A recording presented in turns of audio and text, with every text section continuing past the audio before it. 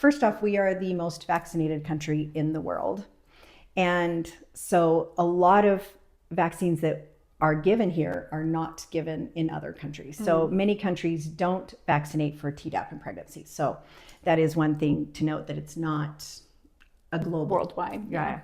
And the reason that we do the Tdap, or that the CDC recommends it, is to help reduce the severity of pertussis in the newborn infant, because typically the Tdap is not given until baby is about 2 months old.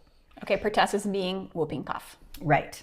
And so there is the Tdap, which is given to adults. It's tetanus, diphtheria, and pertussis. And then Tdap is diphtheria, tetanus, pertussis. And the reason for the order arranged, I'm going to tell you the way that my pediatrician explained it to me. Okay. I remember taking my baby to the pediatrician for whatever reason, and she had the vaccine calendar on the wall, you know, the big timeline through your life. And I said, what is the difference between Tdap and Tdap? Like, why does it change? And she said, it's the order of the kind of like the ingredient list that you see, you know, the first ingredient on your can of or box of whatever food has the most, and then the thing at the bottom has the least amount. Oh, okay. Does that make sense? Yes, yep. So she said, if we give you the Tdap, if you've been vaccinated throughout your life, it will make you extremely sick. So we have to give you the Tdap, so the diphtheria is less, because diphtheria, the vaccine, builds up in your system and isn't eliminated.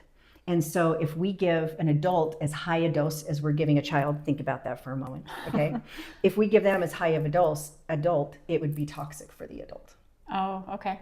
And so we're doing the Tdap with the lower dosing on the diphtheria. And the reason we're doing the Tdap is because the vaccine industry did not want to separate it. It used to be... I was going to ask, can you just get the No, the pertussis one? You used to be able to have it divided. And then, so you could just get the tetanus shots. So if you can't even just get a tetanus shot anymore? You can't. And then for a while they did it where you could do tetanus and diphtheria.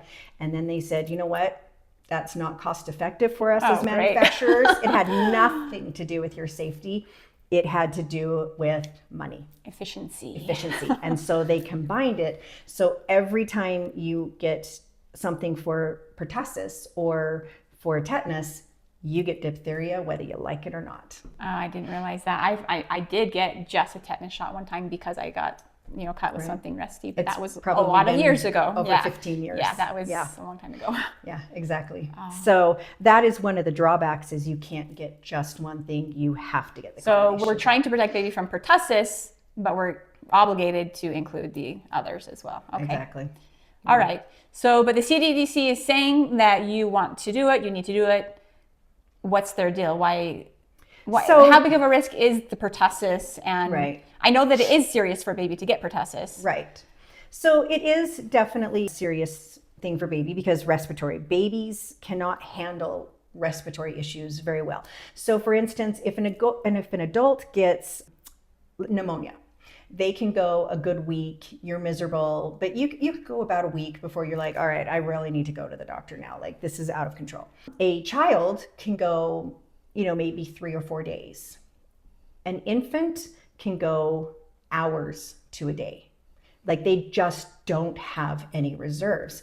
And most people don't react fast enough when their baby has pertussis, or when their young child or toddler has pertussis. They don't react fast enough to get the medical care that's needed. Because once you can get in for pertussis and they can start antibiotics and inhalers and nebulizer treatments and all of that, you can kind of stop pertussis in its tracks. Now, it will still last 6 to 8 weeks, but you can stop it so that it won't progress to be more severe. To the point where it's dangerous. Right. But because babies they can't handle more than a few hours a day at the most of it building up, people don't get their infants in fast enough because they think, I'm going to go to the doctor because it's only a $20 copay. I don't want to go to the emergency room because that's going to cost me a whole lot more money. So we'll just wait till Monday, and by then their baby is in critical condition.